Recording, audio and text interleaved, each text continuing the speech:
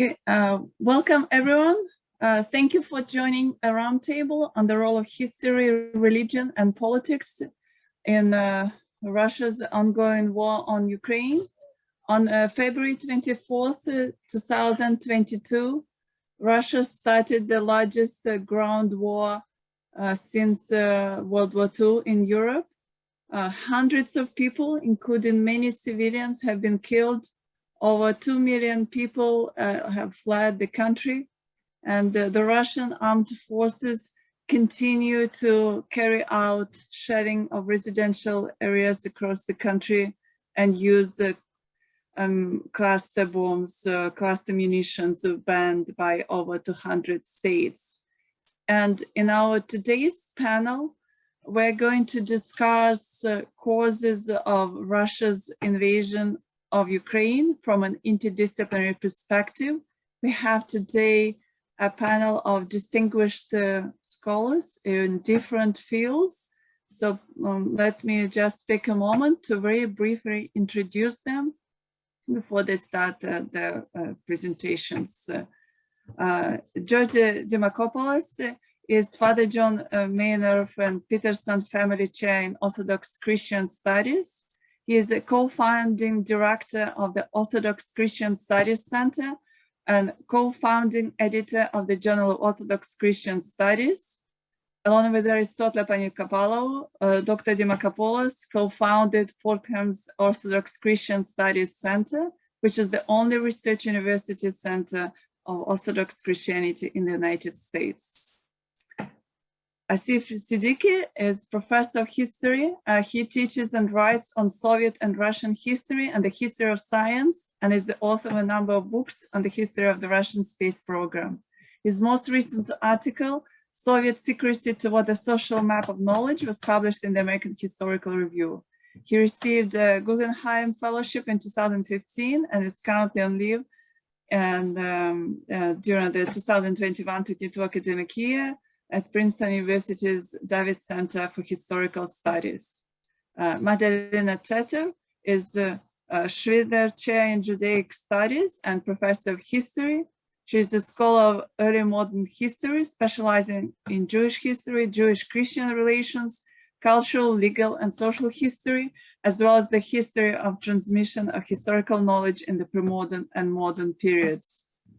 Dr. Teter is a fellow of American Academy for Jewish Research and the author of Jews and Heretics in Catholic Poland, Sinners on Trial, Blood Libel on the Trial of an Anti-Semitic Myth, and 2 edited volumes, as well as numerous articles in English, Hebrew, Italian, and Polish. And I'm Olena Nikolayenko, professor of political science and department chair at Fordham University. My research interests include social movements, women's activism, and democratization with a regional focus on Eastern Europe. So each panelist would have approximately 7-8 minutes to provide their remarks. And then after all the panelists present, we'll open the floor for discussion, and we'll use a Q&A format to post questions. So we'll start by taking a closer look at the historical origins of the conflict. And Professor Magda Teter will go first. Thank you. Thank you so much, Olena, for this introduction and for spearheading this panel. And I thank you, all of you, for joining us this afternoon. What I wanted to talk about today briefly was about the historical claims that Vladimir Putin made as a justification for the invasion, territorial claims, and the denial of statehood to Ukraine. And some of his claims go back to bringing the Russian history of Russian Empire to Kyiv and Rus in the medieval period, and then going forward. So I want to show you some maps that show you the territorial changes and political changes that Putin is using to justify his claims, but also that help explain Ukraine's pulls towards the West and the sort of divisions and Russian culture that has been so dominant also in the East. One of the Putin's historical justification omit a lot of the history, but one of the reasons why some people find such historical justifications of violence persuasive is that they are choosing aspects of history that are in fact true, that are historical. It's just that they are very selective and serve to create a certain version of history that is not necessarily true for in historical sense. So this, what you see is a map from 1998 of Europe, Eastern Europe, post-Soviet era, 1998, and this is the current, what we internationally should consider the current boundaries of Ukraine, as well as the other post-Soviet republics and post-Soviet bloc states. In fact, you can see here the line of sort of the, except that it should be in Germany here, of the Soviet bloc.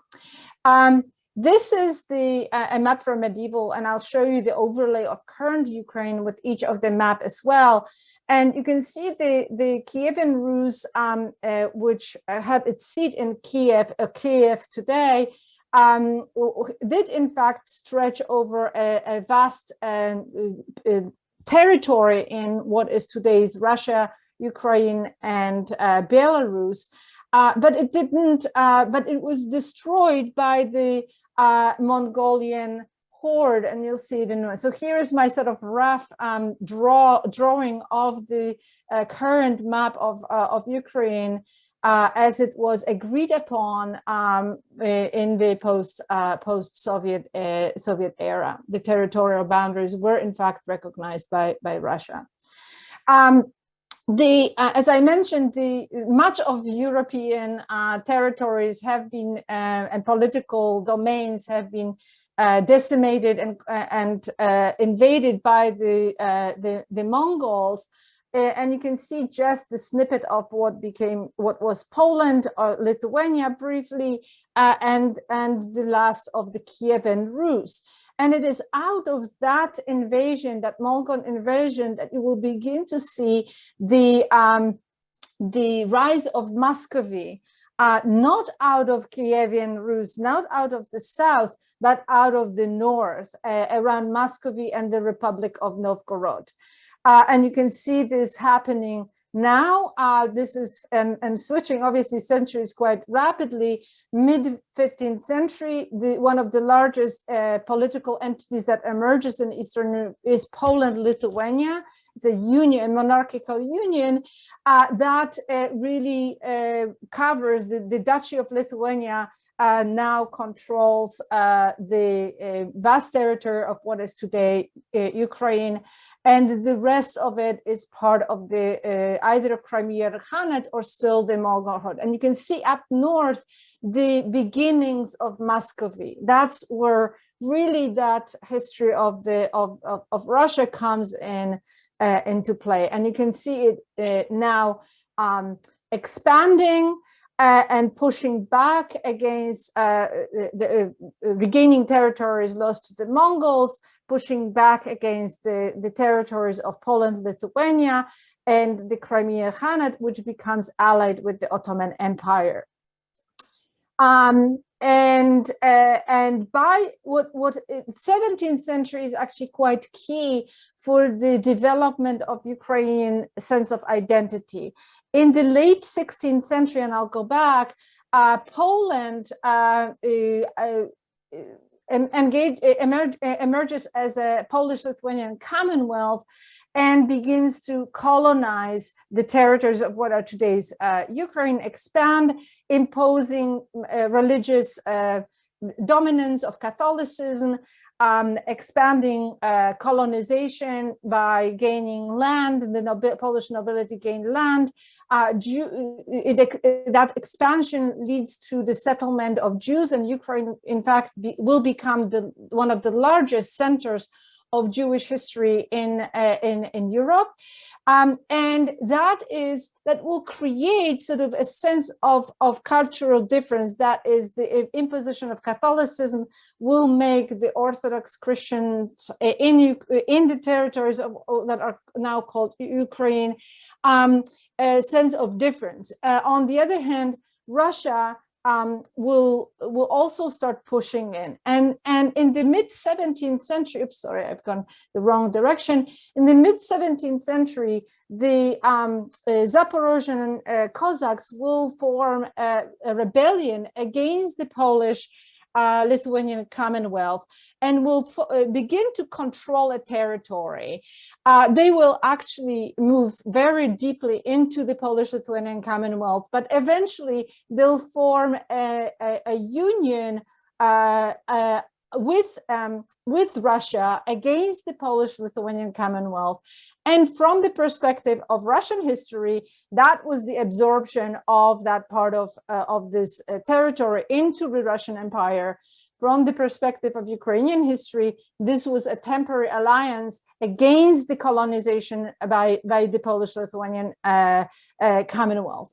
And here is that union against Poland that we see, and eventual absorption of Russia, of that territory into the Russian Empire, with the Treaty of Andrusovo in 1667.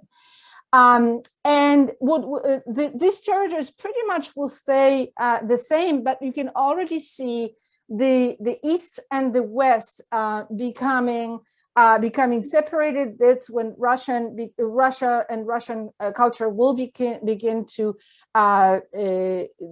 make a sort of cultural rooting, whereas in the Polish territories you will still have a large number of Jews, Ruthenians, who will become Ukrainians, Cossacks, and Poles, and other ethnicities living in these territories under at least the nominally Catholic kingdom. So the pull will be towards the West, and that will only strengthen in the 18th century, where parts of what is Ukraine today will be also absorbed into the Austro-Hungarian Empire, the Habsburg Empire, when Poland becomes dismembered by Russian Empire, Prussia, and Austro-Hungary. And Russia will make further claims on that land, absorbing it and making efforts to Russify it much more deeply. But that western bit of Ukraine will remain under the Western European political and cultural influence, and it will also remain a very multi-ethnic ethnic territory.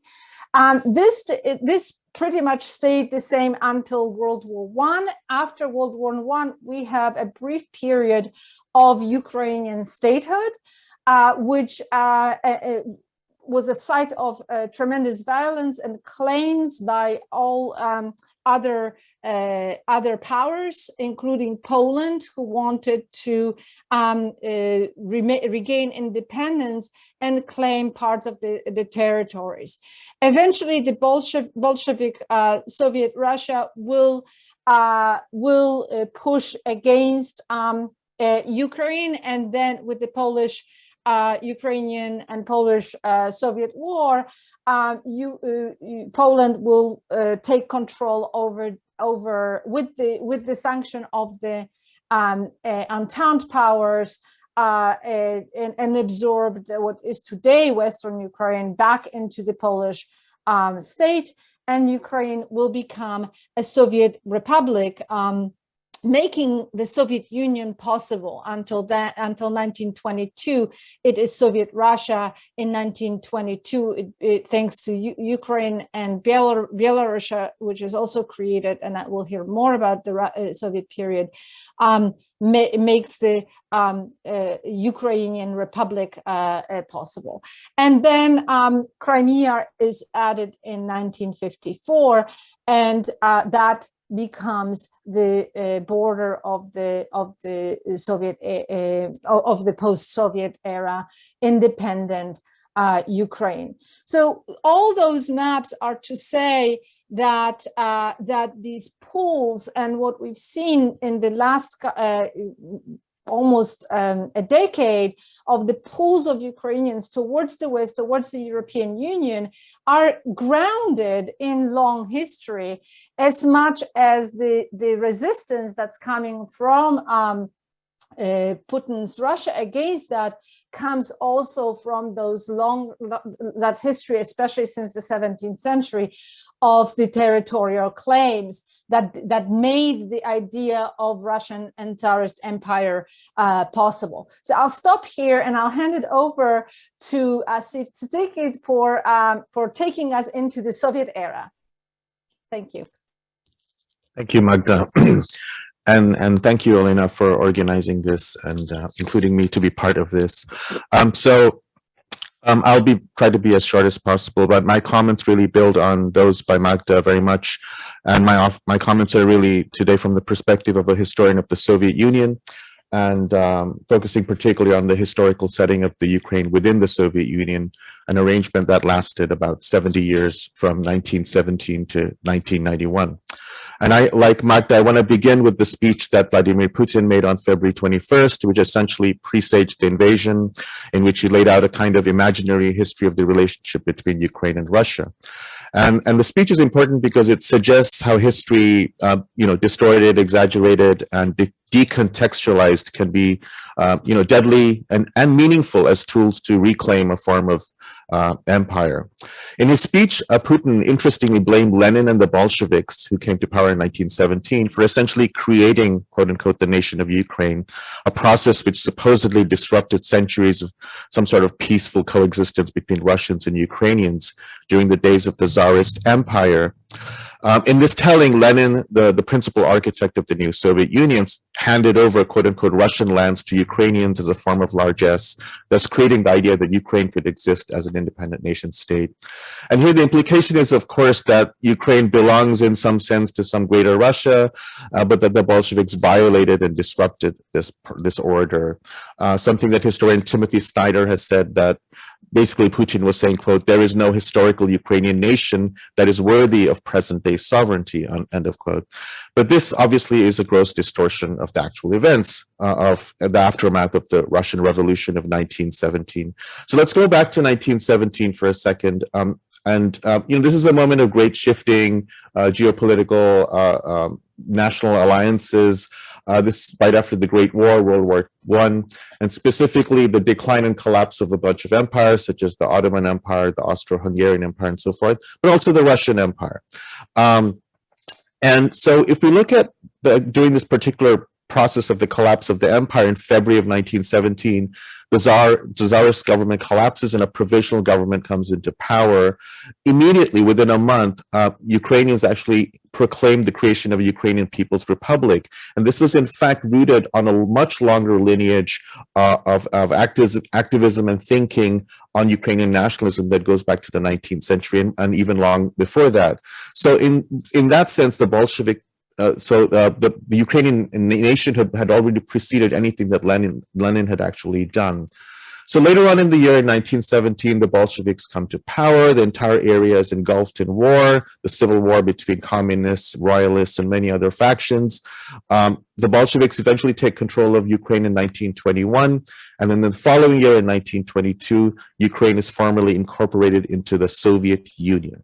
Now, so in that sense, the incorporation was not really Lenin's creation, but rather an admission on the part of the Bolsheviks that Ukrainian nationhood was a real historical issue, not just an abstraction. So moving on into the 1920s, the Soviet Union, which includes Russia, Ukraine, and many other ethnically diverse republics, operated in a kind of tenuous union where Russia is the center, it's the first among the equals. But in theory, local nationalisms were encouraged under the guise of quote unquote nationalist in form, but socialist in content. And in the 1920s, they began to develop this a kind of nationalities policy where sort of local nationalisms are encouraged.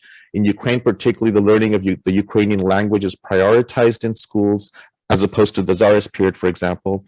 But all of this sort of falls apart in the early 1930s under Stalin and Stalinist repression, and we see kind of a rise of the Russification imperative, if you will.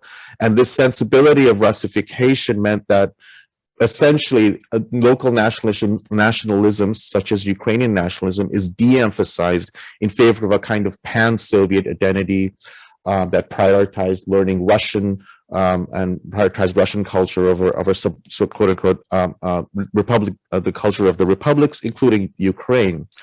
And so this is the state in which sort of Ukraine has this sort of tenuous relationship with Moscow. And this leads to my second point, that during the Soviet era, Ukraine had a kind of formal status as a nation within the larger Soviet Union, but its history within the Soviet Union was marred by incredible trauma, including collectivization in the early 1930s when the state took control over Ukrainian agriculture. Ukraine was one of the richest and most sort of fertile areas of the Soviet Union, producing much of the food.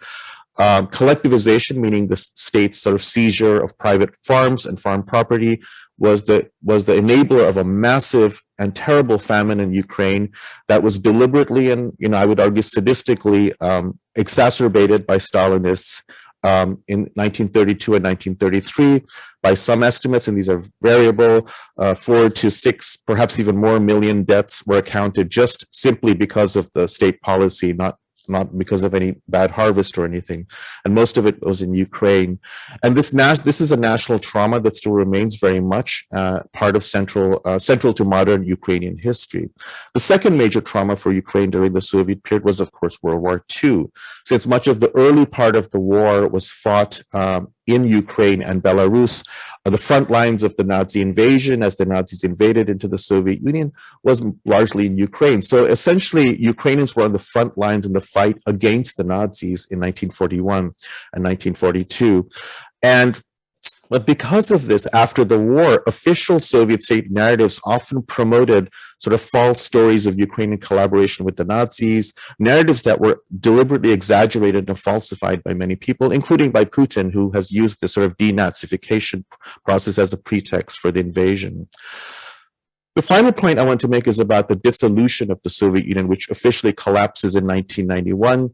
At that time, there was actually a referendum in Ukraine about formal national independence, in which a very large majority voted to become an independent nation state and not remain part of any post-Soviet arrangement with Russia.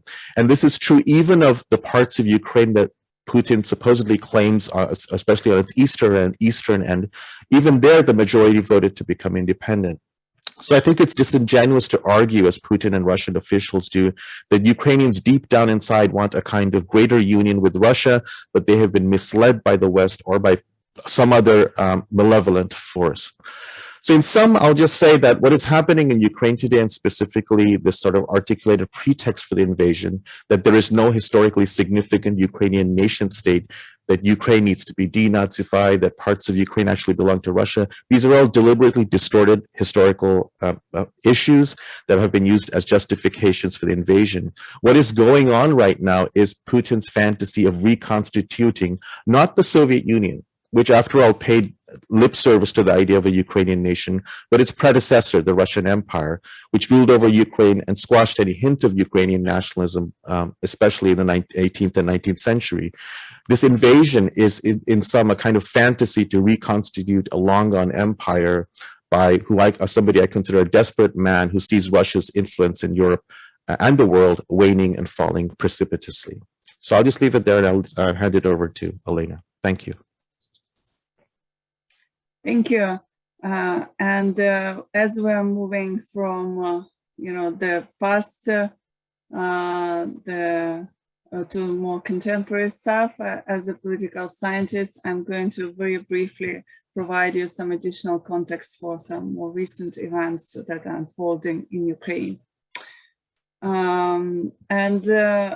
I'll start where Asif kind of stopped with the dissolution of the Soviet Union and the emergence of 15 independent states on the rumbles of the communist state. One of them was Russia, another one Ukraine, Belarus, and Moldova. At that time, as Ukraine was building its political, economic, and social institutions in the early 1990s, it had the third largest nuclear arsenal in the world. And I think that this is important to keep in mind, because in the early 1990s, Ukraine had over 1,900 strategic nuclear warheads, and it was under immense pressure from its Western allies to give up its nuclear power status. In particular, the United States was determined to keep the number of nuclear power states to the minimum. So the Ukrainian government in 1994, along with the United States, the United Kingdom, and the Russian Federation, signed the Budapest Memorandum that declared that the signatories of the memorandum were committed to respect the independence and sovereignty and the existing borders of Ukraine, and also to serve as sort of like as guarantors of Ukraine's security. And of course, as we know, Russia has violated this agreement, this promise that it made. And now when the Ukrainian government tries to bring it up and remind its Western allies about it, they point out that it didn't have any legal binding power, and that the United States did not actually promise that they will provide military aid or send their troops to provide assistance for Ukraine. Meanwhile, many former Soviet republics, including the Republic of Georgia, Moldova, and Ukraine, expressed aspirations to build democratic states and become a part of the European Union. First, these countries cooperated with the European Union within the framework of the Eastern Partnership.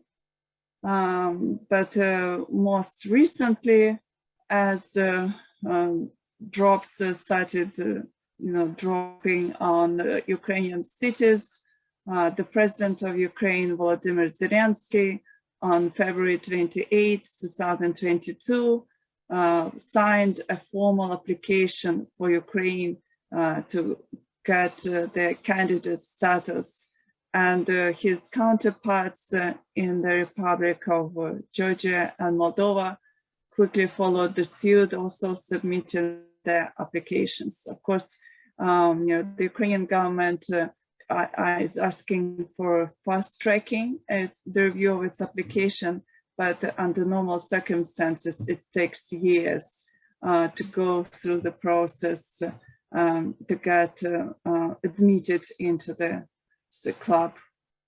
And the Russian government has done a great deal to try and sabotage efforts of the former Soviet states to develop closer ties with the European Union and its NATO allies.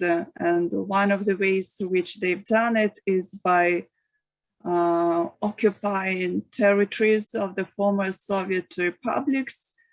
These territories are colored in this map, on this map in red. You can see how part of Moldova is now under the occupation by the Russian troops, by the Russian military, Crimea and Eastern Ukraine, and in the Republic of Georgia, Abkhazia and South Ossetia.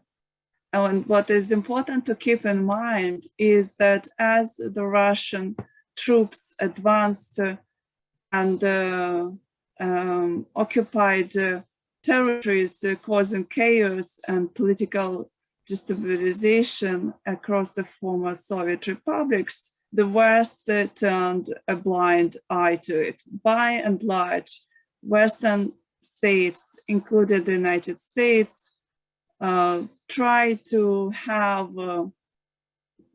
normal relations with the Russian government. President Barack Obama tried to reset the button and expand cooperation with the Russian Federation in the aftermath of its occupation of 20% of Georgia's territory in 2008, and more recently, when Russia annexed Crimea and provided military backing for pro-Russian rebels in eastern Ukraine, the West continued to engage in trade with Russia, and even now, as Russia launched a full-scale invasion of Ukraine, there is still a great deal of reluctance on the part of Western states to stop trade and reduce their dependence on energy resources from Russia. To date, the Russian military occupied parts of Ukraine's territory in the southern and parts of the country, the city of Kherson, and they're also trying to make some advancement toward the capital city from the territory of Russia and Belarus, but the fighting still continues. And I think there is a growing empirical evidence indicating that the Russian armed forces committed war crimes during the invasion of Ukraine. They carried out a large number of airstrikes in residential areas. There are numerous reports indicating that the Russian military used cluster munitions against civilian targets banned by many countries.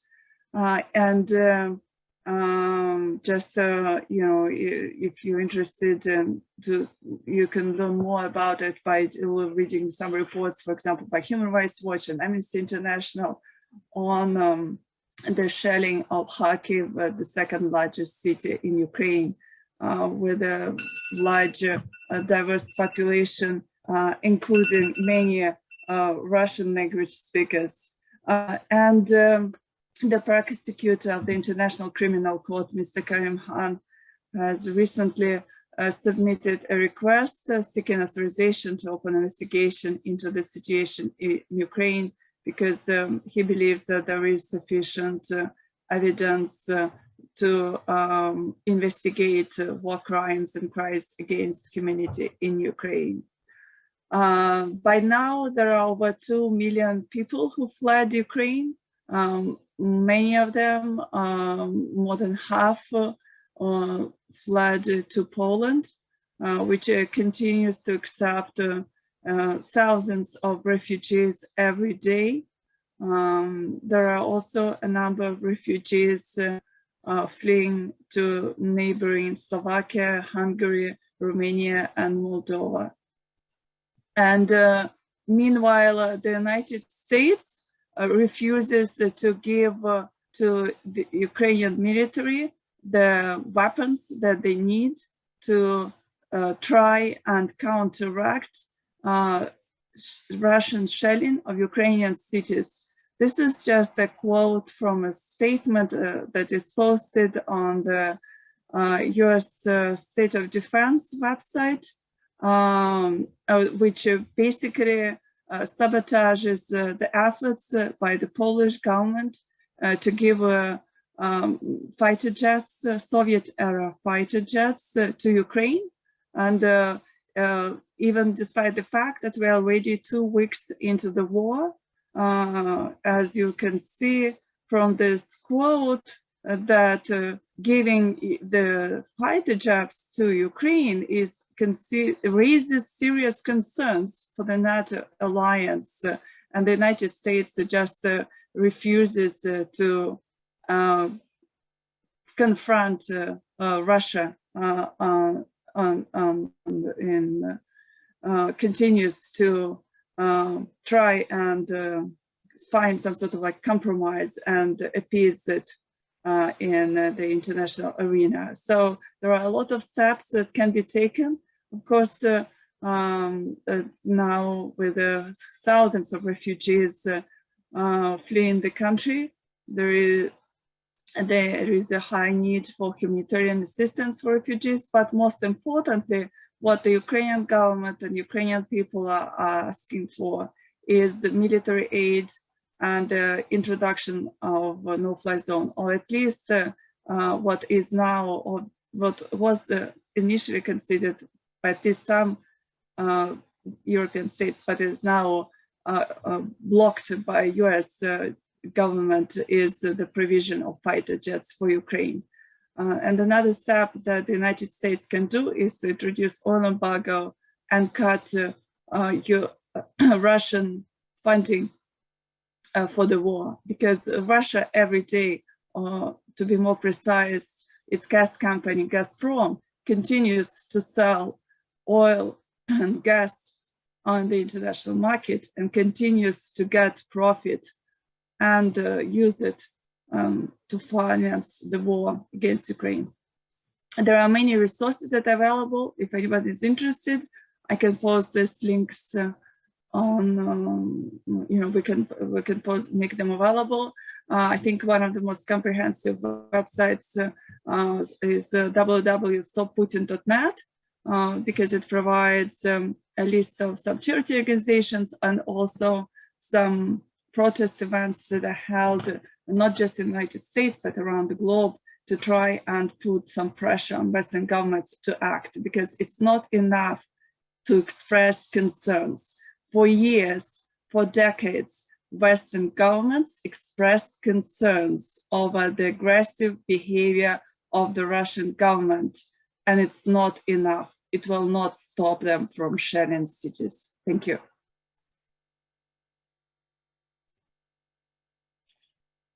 Okay, so I'll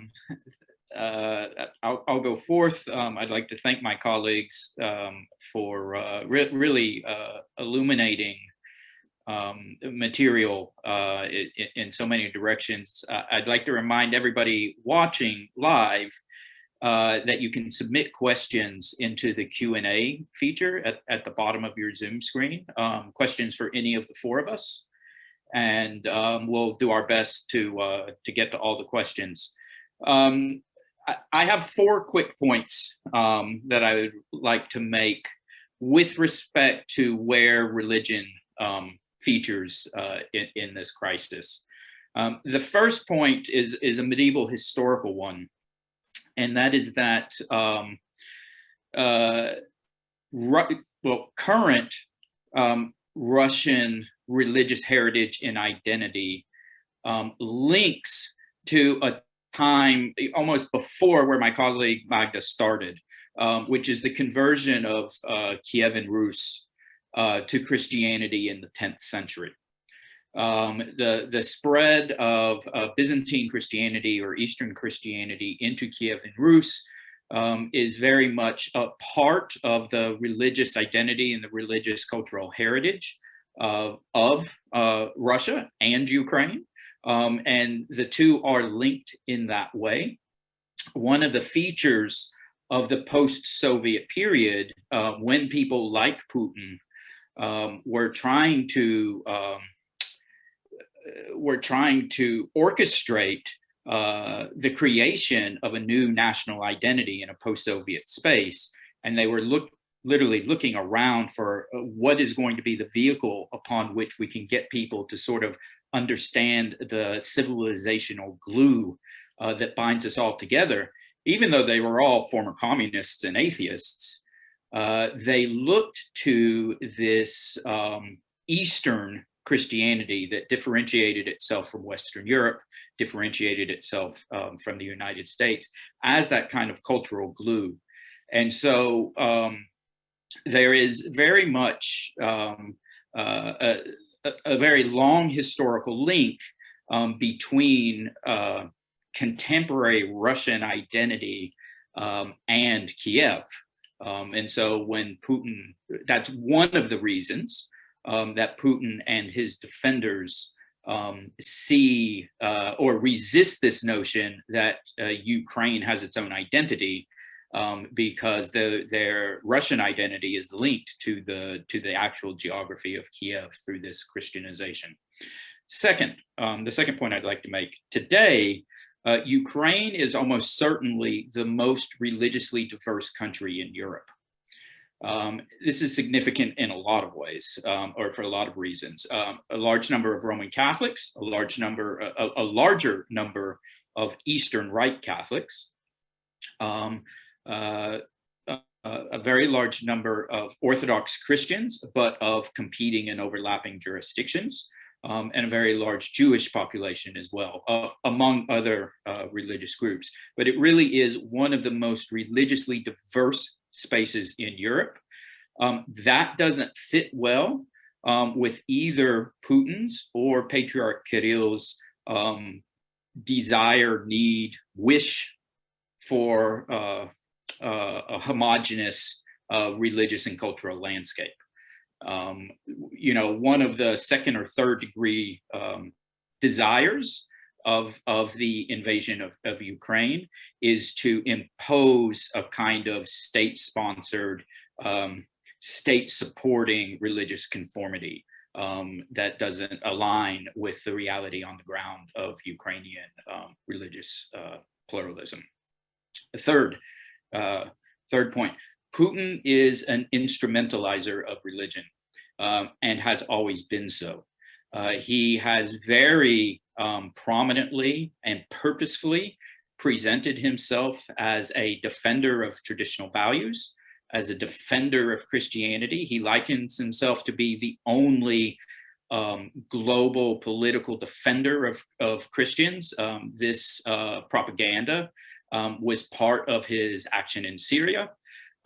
It's part of the way that he presents his government as being anti-Western. The West is presented in his own rhetoric and in the rhetoric supported by Patriarch Kirill of Moscow as the West is evil, it's liberal, it's pluralistic, it supports gay pride parades, right? If you align yourself with the West, it will make your children gay. I'm not making this up. This is part of the rhetoric that they impose. Yet it needs to be stated, Putin is himself almost certainly an atheist. He is simply instrumentalizing religion because he is looking to build a constituency not only in Russia, but among far right and right-leaning groups in the United States, in Western Europe, and so forth. One of the things that keeps the Orthodox Christian Study Center at Fordham so active, frankly, is the way in which this kind of transnational promotion of traditional values by Putin and his regime is building these transnational networks to evangelicals in the United States and in Europe and so forth. And it's one of the many ways in which Putin instrumentalizes religion in order to destabilize political structures throughout the world. Patriarch Kirill it has proven himself to simply be Putin's willing accomplice. And the rhetoric coming from Kirill in the last week, especially, it seems to go from bad to worse in terms of his parroting of the Kremlin's propaganda for what they are doing and why they are doing it. The final thing I'll note is that the thing to watch, I think, in the coming weeks and months is going to be the extent to which the bishops of the Ukrainian Orthodox Church under the Moscow Patriarchate break ranks from Patriarch Kirill. Ukraine historically does not, I understand that the Orthodox Christian world can be a kind of mystery to everybody outside of it. And it has a lot of these overlapping jurisdictions. Historically, Ukraine does not have its own autocephalous or self-governing Orthodox Church. It has been under the leadership of the Moscow Patriarchate for centuries. There have been efforts for maybe the last 100 years or so to establish its own independent church, like the Church of Romania, like the Church of Greece, what have you. And very recently, the Ecumenical Patriarch in Constantinople authorized such a move. That was cut short by COVID. At the moment prior to the invasion, somewhere between 5 and 10% of the Orthodox parishes in Ukraine had sort of aligned themselves with this new autocephalous jurisdiction in Ukraine. The vast majority of Orthodox Christians in Ukraine were still administratively under the Church of Moscow. There are about approximately 50 bishops under the Church of Moscow in Ukraine. As of maybe 4 or 5 days ago, which was the last time I had seen statistics, 12 of those 50 bishops are refusing to recognize Kirill as the head of their church. That number is likely to grow if the war continues. It's unclear what's going to happen. Will these bishops and their parishes align themselves with this new autocephalous church, this other sort of parallel jurisdiction? Will they not? Will the head of the Ukrainian church, Moscow Patriarchate in Ukraine, Metropolitan Onufry, who is in Kyiv, will he break ranks also? He has very publicly criticized the invasion and has called on Patriarch Kirill to intervene and to have the invasion come to an end. He has not, as of yet, directly broken ranks with Kirill. Like I say, it's unclear. This, I think, is going to be one of the most interesting things to watch. Okay. I think we should now turn to, we have a lot of questions and we don't have a lot of time. So I think we will maybe bundle some of the questions because some touch on similar issues. So I will, since we were talking about religion, there are a couple of questions related to, so we'll just follow that and then we'll switch to some of the other questions. But one of this is in fact a question related to the 100 years of this effort, maybe of getting a little bit of independence. So someone is asking about contrasting the state of the Russian Orthodox Church in 1910 with its current entanglement with the state. And the question really is, has the Russian Orthodox Church ever been truly free and independent? And then following that is, I think, the one also, I'll bundle it, is about contemporary Orthodox Christians, whether what they should, how they should handle when their priests, when their leaders align themselves with Putin. So how does is it safe to say that there is a position of orthodoxy that maybe doesn't necessarily support Putin's decision? So yeah, so I'll try to answer these together. The first thing I'll say is that it's obviously very true that Eastern Christianity, since the Byzantine Empire, whether we're talking about the Byzantine Empire, whether we're talking about Tsarist Russia, there's always been a kind of an alliance, what the Byzantines would call a symphonia between church and state, two distinct but overlapping spheres of influence. And you had this in Byzantium with a push and pull. You had this in Tsarist Russia with a push and pull. A lot of times in Tsarist Russia, especially after Peter the Great, the state very much had the upper hand, abolished the patriarchate, and so forth. The interesting thing about the question is they ask about 1910, right? So in that period, on the eve of the Bolshevik Revolution, or even as it's getting started, the Russian church, more than any other place in the Orthodox world, is actually witnessing an extraordinary amount of diversity as it is encountering things like liberal democracy. And you have a lot of different views about it, about where the church stands vis-a-vis democracy, vis-a-vis pluralism, and so forth. And some of the greatest Orthodox thinkers of the 20th century are part of this. And then, of course, the Bolsheviks come and they all have to flee and they go to Paris and so forth. But there was an extraordinary amount of openness in the church in Russia just on the eve of the revolution that was really kind of fascinating. It is absolutely the case that there are Christians in Russia, there are priests in Russia, there are probably even bishops in Russia who are fundamentally opposed to what's going on right now, just categorically opposed to it. But as you have in other totalitarian states, which is basically what has happened in the last few weeks, I think you've had the move from an authoritarian state to a totalitarian state under Putin. It has become extraordinarily dangerous for members of the church inside Russia to speak out.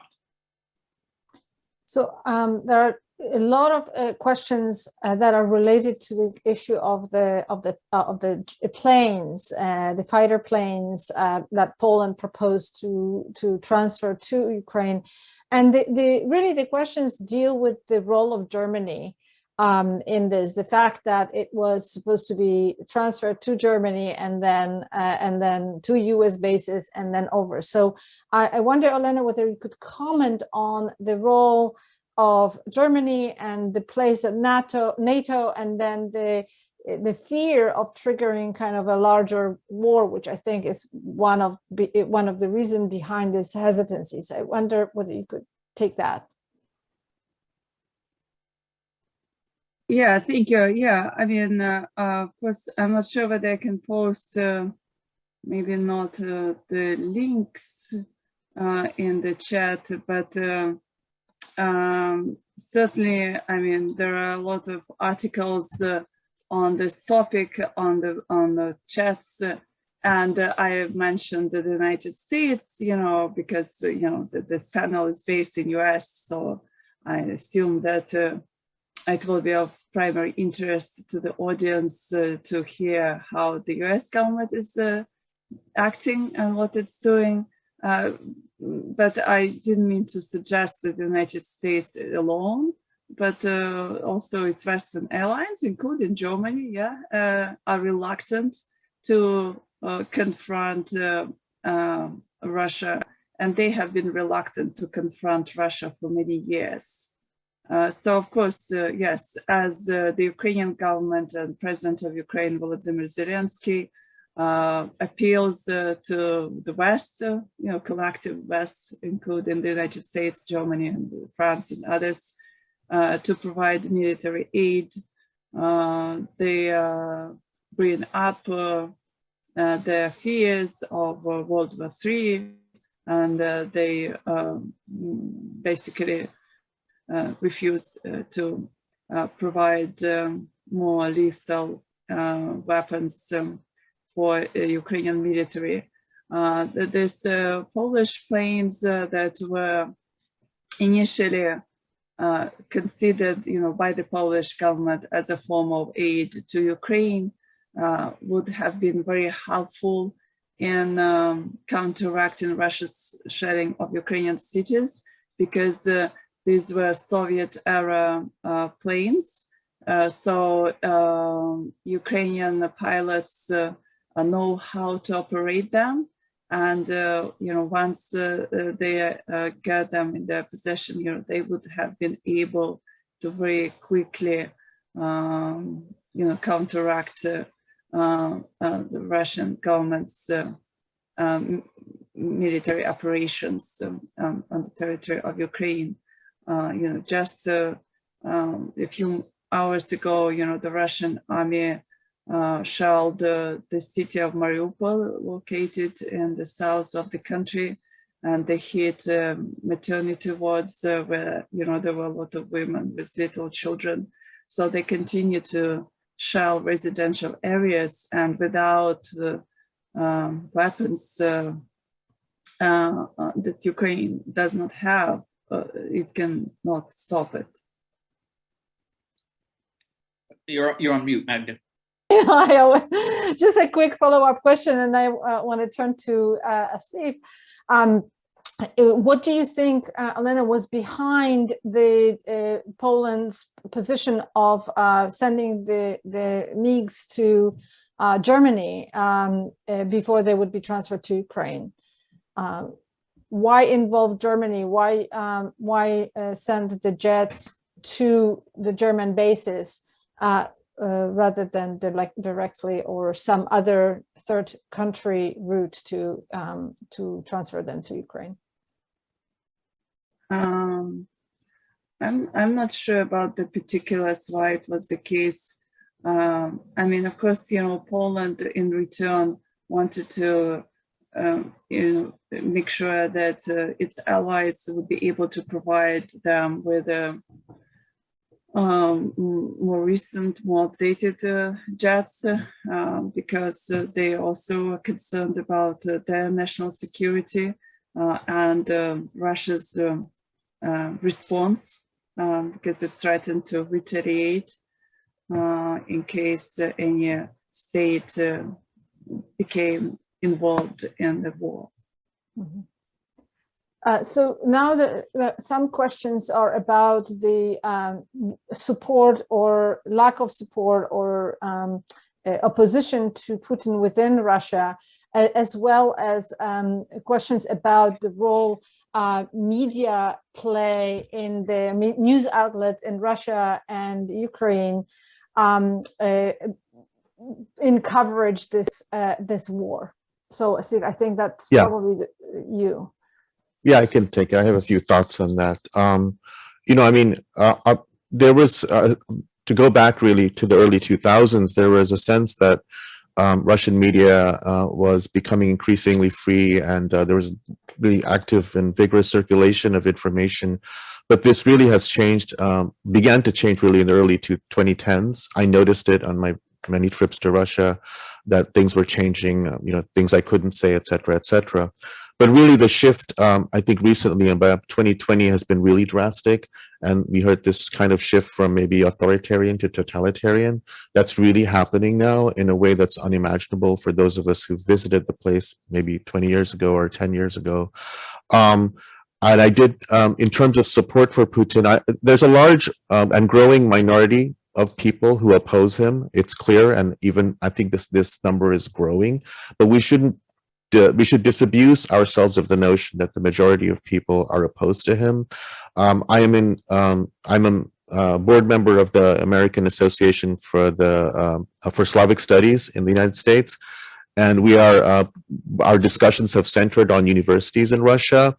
I'll just give you two pieces of information that are rather interesting. Recently, the Russian Union of Rectors, which is a kind of an association of university presidents, signed a document that's about 700 universities, university presidents and deans and provosts and so forth, that they want to essentially support Putin. There's a quote, I can send the link, but the rectors say that it's important to carry out their main duty to conduct education and to instill patriotism in young people, to the desire to help the motherland, and we should support Putin to, quote, end an 8-year war. So even university institutions are doing this. There's also the St. Petersburg University announced a day or two ago that students who will be protesting will be dismissed from the university. So academic institutions are very much wound up in all this. The Slavic Studies Association has taken a position of boycotting institutions that are supporting Putin, so which is a very, very serious position to take, because many of us have collaborations across the former Soviet Union in many republics. So it's at a very serious point right now where lines are being drawn.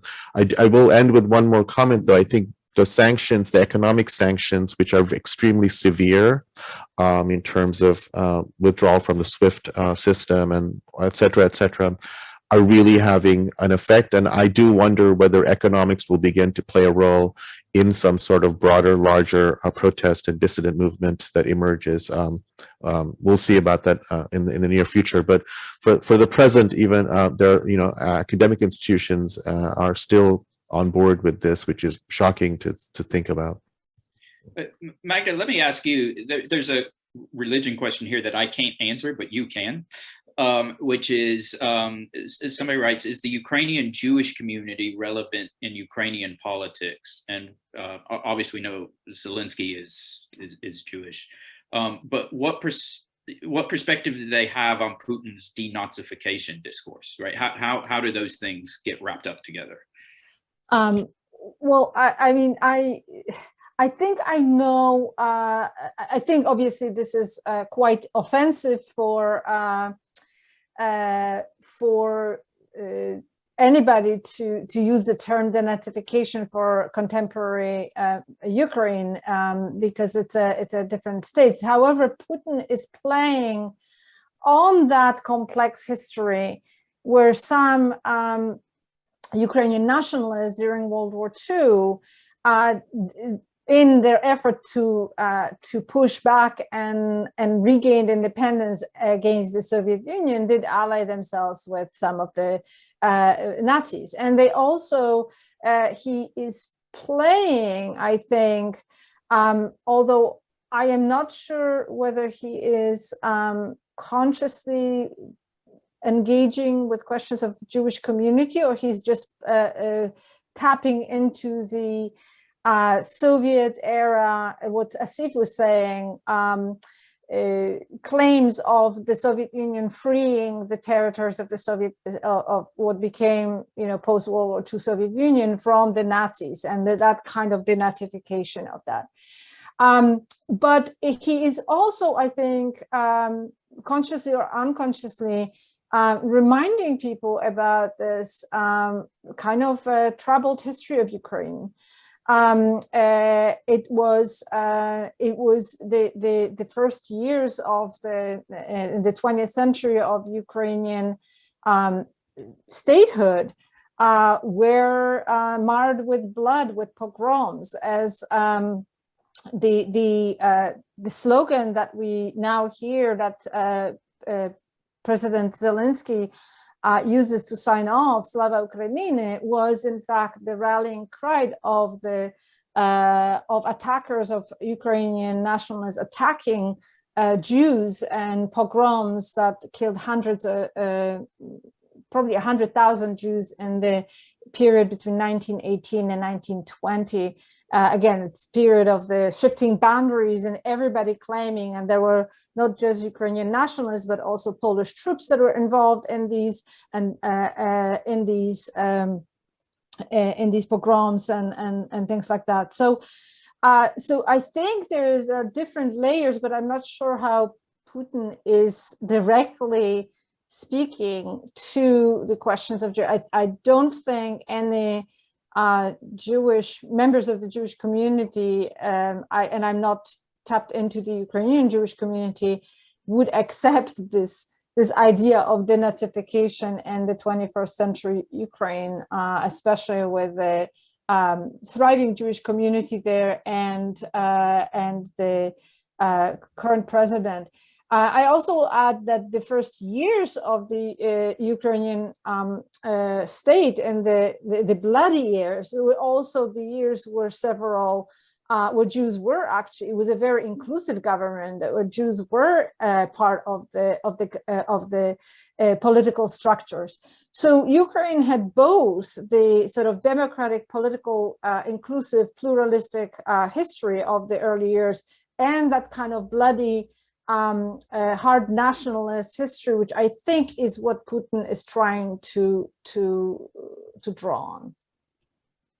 Can I just jump in, because I had one slide just in case if anyone asked, you know, related to the diversity and differences in different opinions, like within the Jewish community across the borders. And on the one hand, within Ukraine, there is a lot of religious pluralism, and there is not just one, but there are, I think, two rabbis who claim to be chief rabbis of Ukraine. But I mean, they're both very influential in the Jewish community in Ukraine. Moshe Reuven Atzman was born in Leningrad or St. Petersburg in the Soviet times.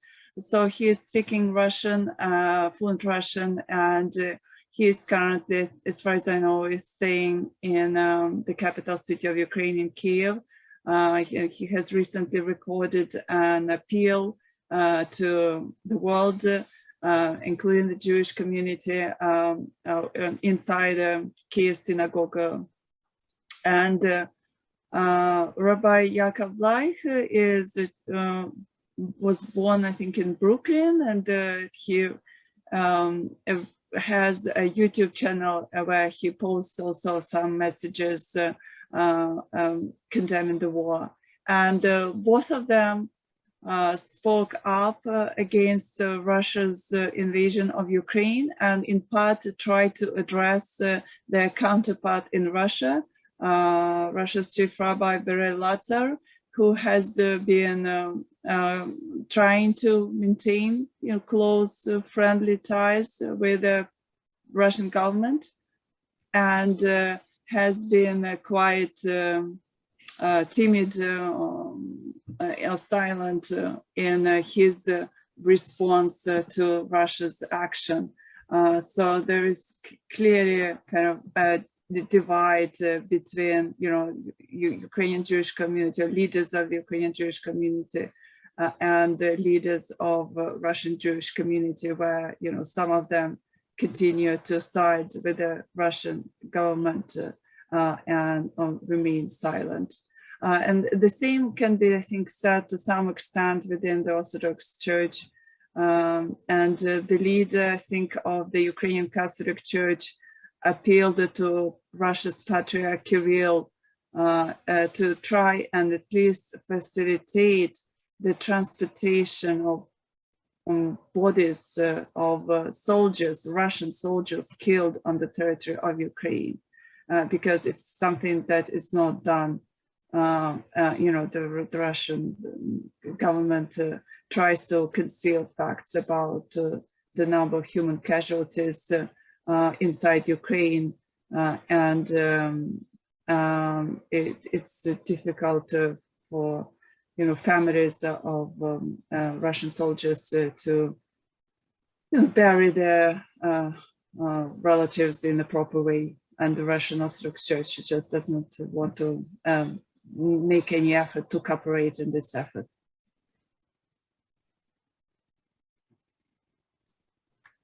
So as time is sort of running out, I just want to plug in that we at the Center for Jewish Studies have a couple of events in April, which we had planned that deal with the history of Ukraine, and we didn't think we were going to talk about the war, but now they are relevant.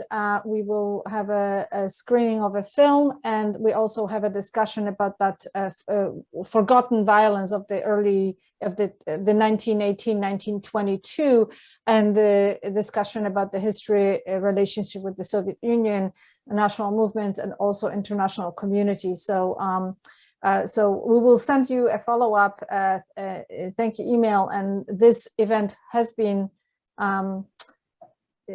recorded, so we will make it available shortly on our YouTube channels at the Orthodox Christian Orthodox Study Centers and the Jewish Study Center, and we'll share with all of you.